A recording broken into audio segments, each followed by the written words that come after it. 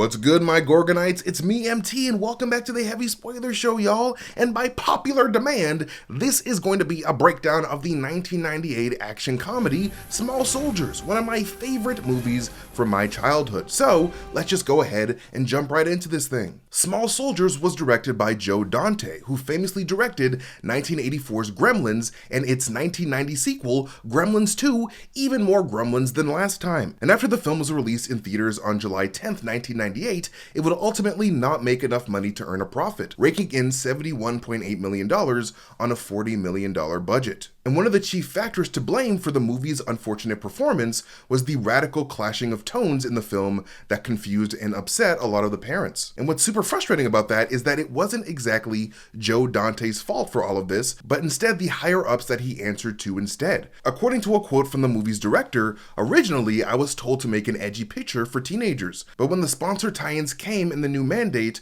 was to soften it up as a kids movie. And it's too late as it turns out, and there are elements of both approaches in there. Just before release, it was purged of a lot of action and explosions. Because they waited much too long in the production process to demand a complete change of tone from the edgy suspenseful action film that they were making, it was far too late for Dante to give them the squeaky clean adventure film that they needed to market Small Soldiers action figures to kids. And because of this, a lot of the more mature elements remained in the film, angering some parents of younger children who were promised a more sanitized affair. But yeah, the movie opens with an introduction to the company Globotech, who has decided to branch out from making military weapons into making family-friendly products like toys. The slogan for the company is "turning shares into plowshares for you and your family," which is apparently a play on Isaiah chapter 2, verse 4, which says, "They will beat their swords into plowshares and their spears into pruning hooks." And after this opening Globotech promo, we are brought to the former headquarters of Heartland Toy Company, just as it's being renamed to Heartland Play Systems,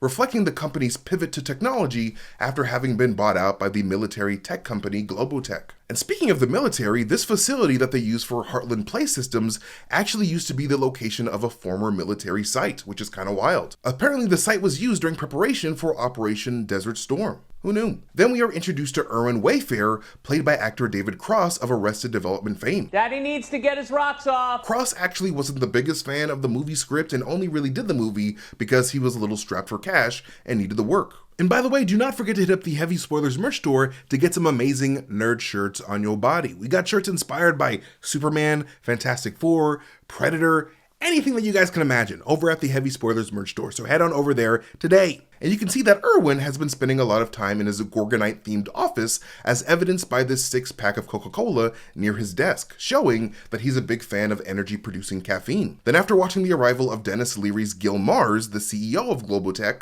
Irwin quickly prepares to pitch his Gorgonite toys to his new boss. Then we meet Irwin's coworker Larry Benson, played by actor Jay Moore. And when he's first introduced, a chicken toy in the hands of another employee starts to make chicken sounds, foreshadowing Larry's role as a weak coward of a man. It's a little bit harsh. Then these last two employees of the Heartland Toy Company run into their new CEO's personal secretary, Miss Kegel, played by Alexandra Wilson, with Kegel, of course, purposely referring to the female muscle of the same name, one of the leftover elements from the movie's more adult-oriented original script. Irwin and Larry soon meet up with Gil Mars himself before Irwin shows off the Gorgonite warrior leader Archer, along with the other Gorgonite line of toys that he thought up in his messy office. The visual appearance of the Gorgonites was heavily inspired by He-Man and the Masters of the Universe, another immensely popular toy brand from Mattel. This inspiration is quite fitting due to Archer voice actor Frank Langella having played the role of Skeletor in the 1987 Masters of the Universe movie. Gil Mars immediately rejects Irwin's idea for an educational toy before Larry shows him a presentation of his Commando Elite toys, featuring the leader of the Commando Elite, Chip Hazard, voiced by the great Tommy Lee Jones. The very name Chip Hazard is kind of hilarious considering how it acts as foreshadowing towards how Globotech's own X1000 computer chip would become a hazard to anyone around them later on in the movie. And much like how the Gorgonites took inspiration from Masters of the Universe, these Commando Elite toys took heavy inspiration from Hasbro's G.I. Joe franchise. And speaking of Hasbro, in order to effectively capture how toys brought to life would move, the special effects team for this movie decided to work closely with the toy makers over at Hasbro, which was was a really wise move in my opinion. Not only did Hasbro consult on how the joints of the toys should realistically move, but they also helped approve the final designs for the Gorgonites and Commando Elites. Globotech's X1000 chip would, of course, be implemented in both the Commando Elite and Gorgonite toys, after Mars specifically tells Irwin and Larry to make toys that moved and spoke exactly like they did in Larry's presentation and in toy commercials in general. Larry, scared for his job, would decide to steal Irwin's unique Globotech password gizmo in order to hastily find any available computer chip within Globotech's databases and has them immediately installed in all of the toys in order to meet Mars and Globotech's incredibly unrealistic 3-month deadline. Irwin's gizmo passcode is a nod to Joe Dante's previous work on directing Gremlins 1 and 2, with Gizmo, of course, being the series' main gremlin. The HGIC, if you will, the head gremlin in charge. And we would actually get a couple more references to the Gremlins in the movie in the form of a gremlin skull on Alan's desk, as well as a toy gremlin showing up next to Ocula's eyeball inside of the Gorgonite dumpster. Then we meet our human main character, Alan Abernathy, played by actor Gregory Smith, who previously starred in one of my favorite childhood movies of all time, Harriet the Spy. Like, y'all remember Harriet the Spy? Both that movie and Matilda straight up made my childhood, man. Kid actor Joseph Mazzello, who previously played little Tim Murphy in Jurassic Park 1, was Joe Dante's first choice for the part of Alan, before Smith would ultimately win the role. And as Alan rides his bike through his fictional hometown of Winslow Corners, Ohio, we could see a banner near his father's inner child toy shop advertising an Oktoberfest event, setting this movie in the early autumn period. Alan's love for bike riding likely stems from his own love for motocross, which we can see shown when we see him reading a copy of Motocross Today while manning the store for his temporarily absent father. Alan then meets up with Heartland Play Systems delivery man Joe, who gives him the latest shipment of toys. Alan spots boxes for the Gorgonites and Commando Elites on them, leading to him and Joe opening that box up. And because the inner child store was struggling to attract the modern kid into their establishment, Alan manages to convince Joe to let him sell the toys days in advance. Not long after this, a bored Alan gets a surprise visit from his next door neighbor, Christy Fimple, played by future Spider-Man actress Kirsten Dunst, and Timmy Fimple, played by Cheaper by the Dozen actor Jacob Smith. Pat Benatar's Love is a Battlefield is playing in the store during this moment, a fitting song considering how both Alan and Christy would form a romantic bond after being in a battlefield of toys by the end of the movie. Christy is taking her little brother shopping for his birthday next week and tells Alan that Timmy's into dinosaurs and mutant freaks. And while the mutant freaks is of course a nod to Joe Dante's Gremlins, the dinosaurs part of that line seems to be a nod to Jurassic Park, a film that legendary special effects artist Stan Winston and his production company famously worked on to bring the dinosaurs of that franchise's first 3 films to life, before working on doing the same for the toys in this movie. Winston and his VFX team spent a lot of time trying to figure out if the toys in this movie should have human-like free range of motion or have the rigid moments of real-life toys. They would ultimately choose ease of motion over realism just for the sake of capturing a more entertaining performance out of these tiny characters. And because of this, the production would alternate between the use of puppets for the more rigid shots of the toys and CGI when the toys are more animated. Effects technicians design and install tiny motors to operate all of the moving parts.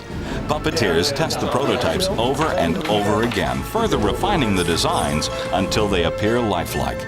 23 on-set puppeteers were used to control the small soldiers, sometimes 5 puppeteers operating one character alone. The footage is then turned over to Academy Award-winning Industrial Light and Magic, where artists and technicians smooth out the live-action scenes and digitally animate all of the larger movements. These artists had to come in now and duplicate the world that we had created. Our hats are off to all of the guys at ILM because they've done a brilliant job.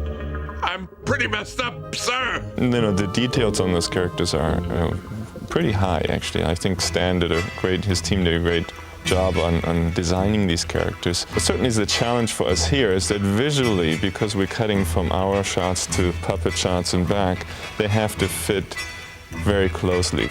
As Alan attempts to flirt with Christy, Timmy heads to the back and discovers Chip Hazard beefing with poor, peaceful Archer. And impressed with seeing these toys battle one another, he rushes to his sister, begging her to let him buy them. But she leads him out of the store while asking Alan to hold on to Chip Hazard for her until Monday. Alan then notices that his father had forgotten his ticket for his small business development conference and decides to head back home early to give it to him. And fun fact here, the Abernathy household is apparently the same house that housed the big house party from the rowdy 2012 comedy Project X. And it's also the house used in ABC's Pushing Daisies TV show. But meanwhile, at this Abernathy household, Alan's father Stuart, played by future Transformers actor Kevin Dunn, gets into an argument with his neighbor and Christy's father, Phil Fimple, played by the late Phil Hartman of Saturday Night Live and Simpsons fame. Hartman and Dunst worked together about 8 years prior on Disney's English version of the classic anime film Kiki's Delivery Service, where Dunst played the titular Kiki and Hartman played her cat Gigi.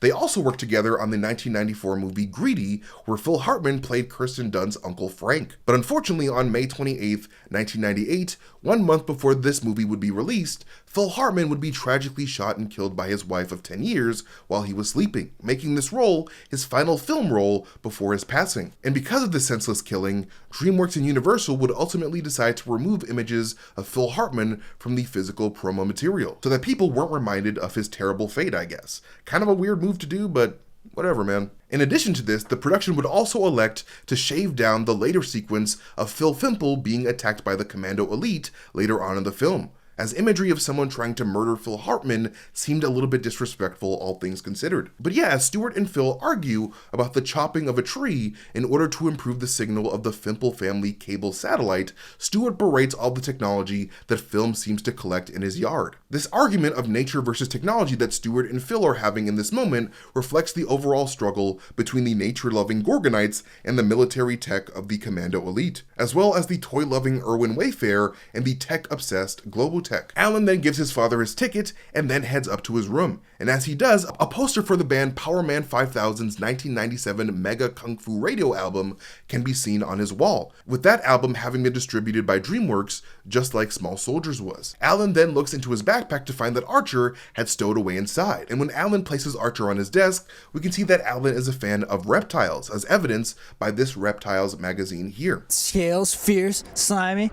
And while Alan gets acquainted with Archer, we head on over to the Inner Child store where the Commando Elite start to emerge from their boxes. Chip Hazard does a roll call and we meet Sniper Butch Meathook, voiced by former American football player Jim Brown, demolition expert Nick Nitro, voiced by Clinton Walker, artillery specialist Brick Bazooka, voiced by George Kennedy, communications expert Link Static, voiced by Bruce Dern, and covert insurgent Kip Killigan, voiced by Ernest Borgnine. Brown, Walker, Kennedy, and Borgnine all start together in the 1967 war film The Dirty Dozen, so it's fitting that they play soldiers in this movie. Fellow Dirty Dozen actor Richard Jekyll was supposed to voice the commando Link Static, but he unfortunately would pass away on June 14th, 1997, leading to Bruce Dern's casting. And while The Dirty Dozen is a great movie and all, the original intention was to have the commandos be played by key members of the cast of 1987's Predator film. Arnold Schwarzenegger would have played Chip Hazard, Carl Weathers would have played Butch Meathook, Sonny Landham would have been Nick Nitro,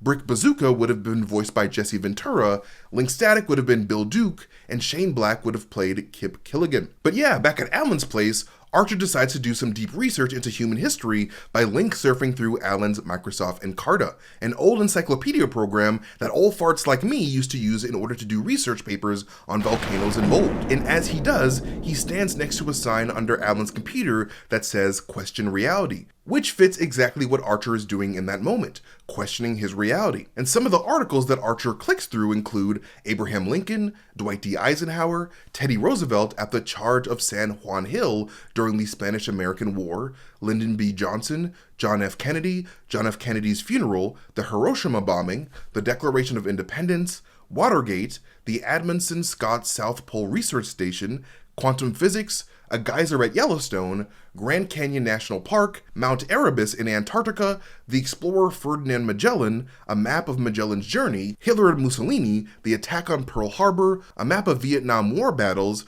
a photo from a Vietnam War protest, and finally, Yosemite National Park in California. Alan wakes up and confronts Archer before learning of the threat of the Commando Elite. And as this is happening, Chip Hazard makes a speech to his men in front of a puzzle of an American flag. And this moment was apparently supposed to be a reference to the 1970 movie Patton, which starts in a very similar fashion. Small Soldiers composer Jerry Goldsmith also composed the music for that Patton opening as well. So this scene is a bit of a nod to him and his career.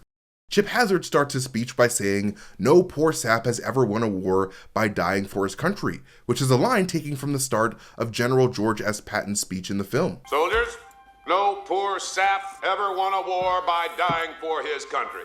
He won it by being all that he can be. I want you to remember that no bastard ever won a war by dying for his country. Hazard's speech is actually a mishmash of various different quotes. For example, after that, Hazard says the words, "Damn the torpedoes" or "Give me death." This is a combination of Admiral David Farragut's "Damn the torpedoes, full steam ahead" quote from the American Civil War's Battle of Mobile Bay, along with Patrick Henry's 1775 quote, "Give me liberty or give me death." Hazard follows this up by saying eternal vigilance is the price of duty, which is a play on Thomas Jefferson's eternal vigilance is the price of liberty quote. This is then followed by "To the victors go the spoils," which was originally said by New York Senator William Marcy, and "You're the best of the few and the proud," which appears to be a play on the main motto of the US Marines, which is "The few, the proud, the Marines." And he ends this rousing speech by quoting John F. Kennedy's "Ask not what your country can do for you," followed by Nathan Hale's last words, "I only regret that I have but one life to lose for my country."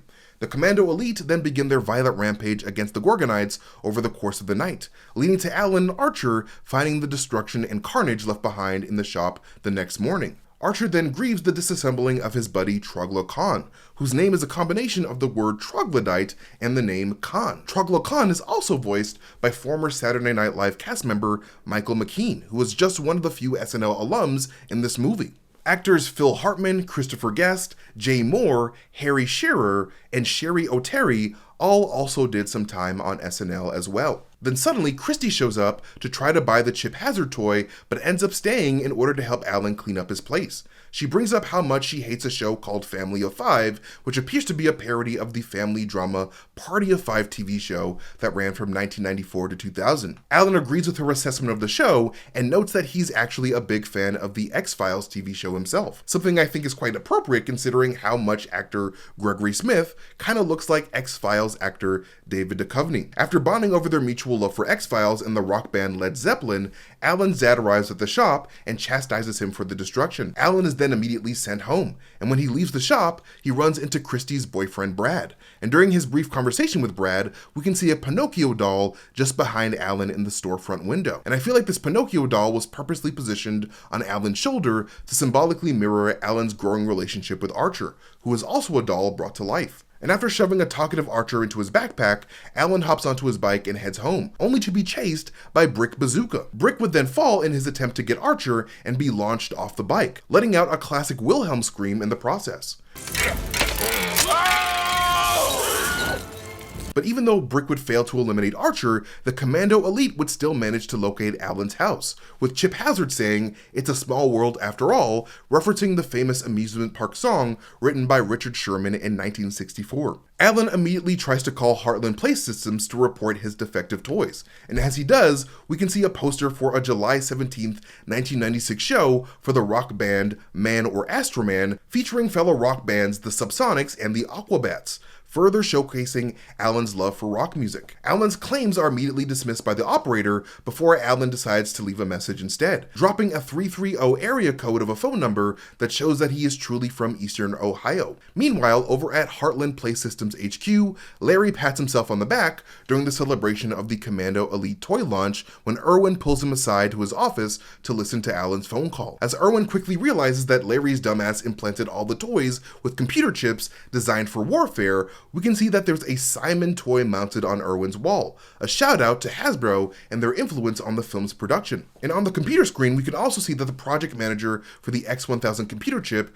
is a man named Ralph Quist, who is played by actor Robert Picardo, who frequently appears in Joe Dante productions in some form. And when Irwin and Larry meet up with Ralph later on in the film, he compares himself to the famous Renaissance artist Michelangelo when talking about his breakthrough in artificial intelligence, something that Picardo would know all about as he has has played an artificial intelligence entity known as the Doctor in Star Trek Voyager. Ralph would also reveal to Irwin and Larry of the X-1000's vulnerability to EMPs, a design flaw that would prove to be instrumental to stopping the Commandos by movie's end. Over at Alan's place, Archer is lured outside of a sleeping Alan's room by the invading Commandos and then captured, leading Alan to shove Nick Nitro inside of the garbage disposal after saving Archer. A dying Nitro slowly makes his way back to his war buddies in a nearby garage. Nitro tells Chip Hazard that his injuries are only a flesh wound, referencing the iconic Monty Python and the Holy Grail moment. Look, you stupid bastard, you've got no arms left. Yes, I have. Look, it's just a flesh wound. But then Nitro dies, causing Chip Hazard to say that his memory will keep going and going and going, referencing the popular Energizer Bunny slogan from the 1990s. Nothing outlasts the Energizer. They keep going and going. Stop the bunny, please. And going. After Archer discovers that his friends are still alive, Alan and him decide to think like a couple of dumbass toys and eventually find the Gorgonites hiding in the dumpster. Then Alan is introduced to Ocula, played by Winnie the Pooh actor Jim Cummings, the Brontotheridae-inspired Punch-It, played by Harry Shearer, Punch-It's tiny little sister Scratch-It, played by Christopher Guest, who also voices Slamfist, and Insaniac, played by Michael McKean, who also voices Trogokhan. Most of the Gorgonites, except for Frank Langella's Archer and Jim Cummings' Ocula, were all part of the classic 1984 film This Is Spinal Tap, a movie that was also co-written by Scratch-It actor Christopher Guest. Alan then brings the dumpster gang back to his place. Gary Glitter's Rock and Roll Part 2 plays in the background as Insaniac decides to take a globe on Alan's desk for a spin. And as he does, we can see more of the elements decorating Alan's room, like this poster for the 1996 self-titled third studio album of the ska punk band Sublime. The PC games Star Wars Dark Forces and Doom, along with the Commodore 64 game Destroyer Escort, can be seen above this poster, not far from the Mike Tyson-centric book The Inner Ring by Rudy Gonzalez. Nearby, Ocula and Slamfist are enjoying themselves some wrestling on TV when they are suddenly startled by footage from the 1958 horror movie The Crawling Eye, a movie that the one-eyed Ocula could definitely get into. Alan then gets a phone call from Christy, who is blasting Tom Sawyer by Rush in her room, and we can also see that she was not lying of her love for Led Zeppelin, as a poster for Led Zeppelin's song Stairway to Heaven can be seen on her bedroom door. Another Led Zeppelin poster can be seen to the right of her bed, next to a poster that says, "War is not healthy for children and other living things," a reference to the popular work of art by Lorraine Schneider as a response to the Vietnam War. This poster, along with the peace symbol next to it, show Christie's hippie-like anti-war mentality, making her coming face-off with the Commandos to be quite ironic. And speaking of posters, as Scratch-It jumps on Alan's bed during his phone call, we can see that Alan has a picture of Lucy Lawless as Xena, warrior princess, on his wall, one of the most popular shows in the 1990s. And a little later, when Archer asks Alan if his homeland of Gorgon is out of his window, we can see that Alan has a poster for the rock band Everclear and their 1996 show that they did along with the bands No Doubt and Ruth Ruth. But listening to their phone conversation is the nosy Link Static, who reports to Chip Hazard that the Gorgonites are all at Alan's place, as Another One Bites the Dust by Queen plays in the background. Static also informs him that Christy Fimple is a weak spot of Alan's, which then prompts the Commandos to pay the Fimple household a visit. When they arrive, Phil Fimple is enjoying watching the 1955 World War II film To Hell and Back, starring World War II veteran Audie Murphy. Not understanding why her husband is so excited about his new entertainment system, his wife Marion is hilariously reading the 1992 book Men Are From Mars and Women Are From Venus by John Gray. The Commandos decided to enact Operation Sandman, referencing the mythical figure who helps people drift off to sleep. The toys then head to the Fimple medicine cabinet and grab some sleeping pills in order to knock the parents out for the night. And as they do, we can see that little Timmy Fimple has a prescription for allergies that he takes a few times a day. His prescription was filled at Coshocton Pharmacy, with Coshocton being a county in Ohio where this movie takes place. After they knock out the parents, they eventually tie up Timmy Fimple, who discovers them in Christie's room. The toys in turn discover the existence of Christie's rather extensive collection of Gwendy dolls. This universe's parody of Barbie and Cindy dolls. And like Barbies, these Gwendy dolls come in a variety of outfits. First we have First Lady Gwendy, modeled after former First Lady Jackie Kennedy, Roman Soldier Gwendy, a Cleopatra Gwendy, an Astronaut Gwendy, a Yodeler Gwendy, and a Bridal Gwendy. And seeing an opportunity, Chip Hazard rips the chip out of the dead Nick Nitro's head and uses it to create an army of sentient Gwendy dolls in a very Frankenstein-inspired sequence, with the score playing in the background actually being straight from 1935's Bride of Frankenstein. After this, the movie fittingly transitions to Trogokhan watching Frankenstein on TV, who is a bit of a Frankenstein himself, being part toy and part radio. In fact, Trogokhan's other name is Freakenstein, but that's only ever said in the Small Soldiers novelization. Christy then comes home from her date with Brad, only to find her Gwendy dolls have been turned into murderous abominations, voiced by both actresses Christina Ricci and Sarah Michelle Gellar. The first doll she sees says, "Don't hate me because I'm beautiful," which is a phrase made popular by Kelly LeBrock in a Pantene commercial in the 1980s. Don't hate me because I'm beautiful. And since this is Christy's room, we have got to have some Led Zeppelin playing, which is why their song, Communication Breakdown, plays when the Gwendys attack both Christy and Brad. And after the toys tie Christy up, just like they did with Timmy, Ocula sees all this going down from Alan's room next door, but is immediately pinned to the wall by a message from the Commandos. And while Ocula is pinned, we can see a poster for the $7 bill tour featuring the bands The Nixons, Gravity Kills, and Hog. And to the left of Ocula during this moment, we can see a figure of a piranha, a reference to director Joe Dante's 1978 film Piranha.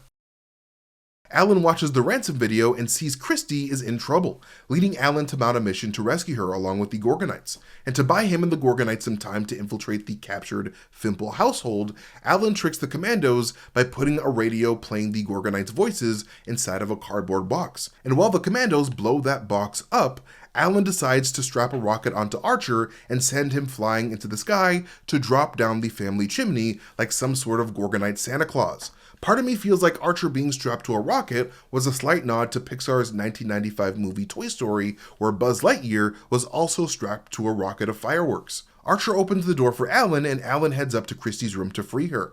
And sensing an intruder, the Gwendy dolls begin their attack on the kids, allowing an angry Christy to finally get to destroy the dolls that she apparently hated so much. As Christy beats them with her baton, one of the dolls screams that Christy is doing a baton death march. This is a reference to the cruel and deadly Bataan Death March of World War II, where 12,000 American POWs and 66,000 Filipino POWs were forced to march 65 miles across the coast of Bataan without stopping. It was super messed up, so I'm surprised that this movie decided to make that a joke, because it doesn't seem like a joke, especially when you read about it. What's even wilder is how another Gwendy doll would yell that Christy is going postal, with going postal of course being a reference to the insane post office killings by disgruntled postal employees that started in 1986. The words "Oh the humanity" can also be heard, referencing the words said by the radio announcer who witnessed the tragic 1937 Hindenburg disaster. And as Christy is going ham on these Gwendy dolls, we can see that she also has a red motorcycle on her shelf, the same color as her boyfriend Brad's 1991 Honda Elite 80 scooter. And one of the biggest challenges for Stan Wilson and his team was installing animatronics on tiny toys like these Gwendy dolls after having worked with massive dinosaur-sized puppets for Jurassic Park. But luckily Stan had been forced to do so with the tiny compy dinosaurs a year earlier for 1997's The Lost World Jurassic Park. So that experience was crucial to being able to realistically animate the movements of these toys. And after Christy gives Alan a thank you kiss for saving her life, the two head outside and are immediately chased by the Commandos in vehicles inspired by the Mad Max movies. The movie then plays Edwin Starr's 1970 hit War as Christy hops on her own white 1991 Honda Elite 80 scooter in order to evade their relentless fire.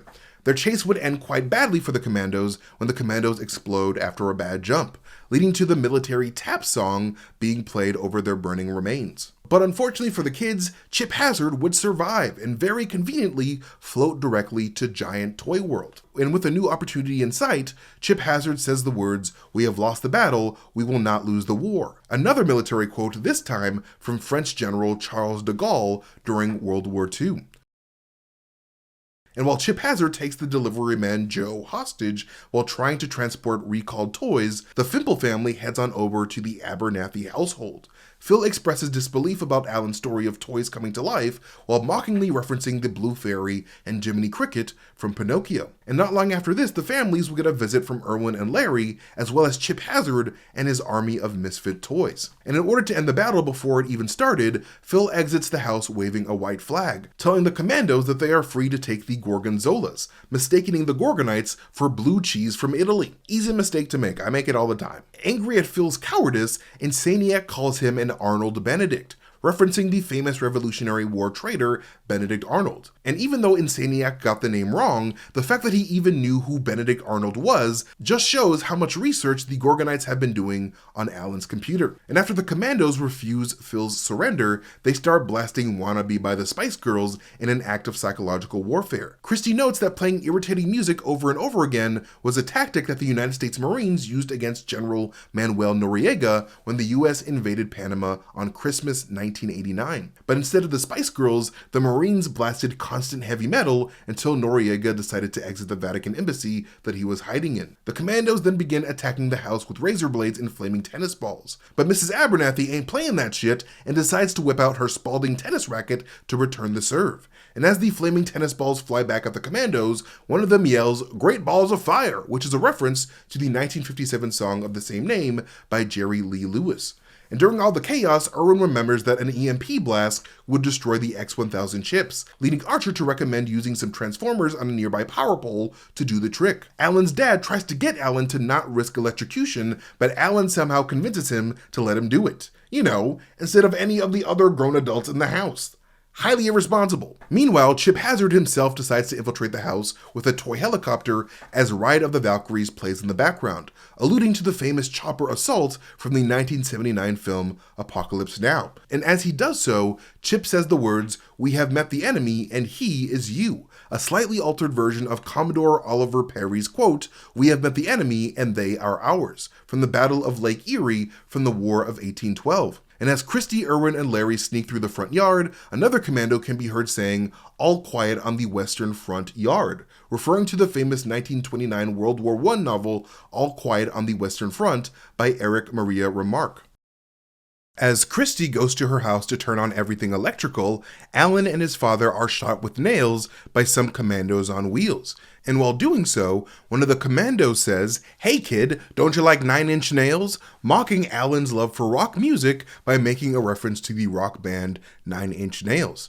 Archer, concerned for his human friends, rallies the Gorgonites into fighting back against the commandos. And as they do, the hunchback Slamfist swings from the window yelling "Sanctuary" over and over again, a clear nod towards Quasimodo in Disney's 1996 Hunchback of Notre Dame film. And as the Gorgonites start kicking ass, Alan begins his ascent up the pole. Unfortunately, he is immediately confronted by Chip Hazard in his toy helicopter of death. And as he approaches Alan, Chip Hazard says, "Ain't war hell?" a line said by a chopper door gunner in the 1987 war film Full Metal Jacket. Chip manages to get Alan to drop his wrench and almost fall off of the power pole before his chopper is then shot down by the Gorgonites. Insaniac, being a mishmash of characters like Genie from Aladdin and Stanley Ipkiss from The Mask, is able to use his cartoonish ability to spin like a tornado and launch Archer up the pole to confront Chip Hazard. But that wouldn't matter because Chip would kick the shit out of Archer and send his ass back down to the ground. But Archer would be avenged when Alan grabs Chip Hazard and shoves him into the Transformer. Instead of being instantly fried before splatting on the ground like would happen in real life, movie plot armor allows Alan to land on the ground injury-free, knocking over a tree branch in the process, which is kind of funny considering the early argument between Stewart and Phil about tree branches getting cut down for the Fimple TV satellite. An EMP blast is then released, causing all the toys exposed to the blast to glitch out and explode, leading the day to finally being saved. The following day, CEO Gil Marves arrives by helicopter once again. And by the way, before Dennis Leary was cast as Gil Mars, Joe Dante considered Patrick Swayze, Jeff Goldblum, Tim Allen, Christopher McDonald, and Kevin Bacon for Gil Mars as well. And after the families were handsomely paid off for the chaos, we learn that each one of these Commando Elite toys cost $79.95 each. Since there are 6 Commando Elite toys, the entire set would cost around $479.70, which is nuts. Alan then discovers the Gorgonites under Phil Fimple's down satellite, which shielded them from the EMP blast. Then, a little later, Alan grabs the same wooden ship from his father's toy shop and allows the Gorgonites to use that ship in order to find their home of Gorgon, a place that doesn't actually exist. And as they float away, Slamfist ends the movie by saying that he hopes that they don't hit an iceberg, an obvious allusion towards the 1997 romance film, The Titanic. But anyways, that is it for this breakdown of Small Soldiers. What do you guys think of this movie? Let us know in the comment section down below. Also, let me know your favorite member of the Commando Elite and the Gorgonites, but you can't say Archer or Chip Hazard, okay? Because that's easy. But like always, you guys can follow me at MasterTainment on Twitter, Instagram, YouTube, Blue Sky, wherever I am on the internet. But most importantly, follow Heavy Spoilers here on YouTube by hitting that subscribe button and maybe even hitting that like button if you guys enjoyed the video. But like always, I've been MT, you guys have been amazing, and I'll catch you guys later. Bye.